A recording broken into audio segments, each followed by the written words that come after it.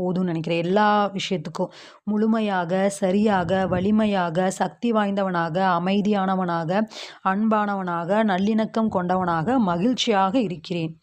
விடாமுயற்சியுடன் இந்த பிரார்த்தனை இரவில் கடைசி வார்த்தைகளாகவும் காலையில் முதல் வார்த்தைகளாகவும் வெளிவந்தன.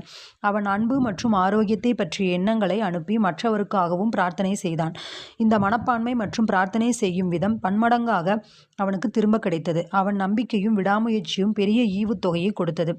பயம், ஆத்திரம், பொறாமை இவன் கவனத்தை ஈர்த்த பொழுது உடனடியாக அவன் மனதை உறுதிமொழியின் பக்கம் திருப்பி விடுவான். அவனுடைய இந்த பழகிப்போன வழக்கமான எண்ணங்களுக்கு ஆழ் மனது பதிலளித்தது. இதுதான் பைபிள் வாசகத்தின் அர்த்தம். நீ உன் வழி செல், உன் நம்பிக்கை உன்னை முழுமையாக்குகிறது. நீ உன் வழி செல், உன் நம்பிக்கை உன்னை முழுமையாக்குகிறது. அடுத்து, ஆழ்மனதின் சக்தியின் மேல் நம்பிக்கை கொள்வது எப்படி உங்களை முழுமையாக்குகிறது? ஆழ்மனதின் குணமாக்கும் சக்தியை பற்றிய என்னுடைய விரிவுரைகளுக்கு வந்து ஒரு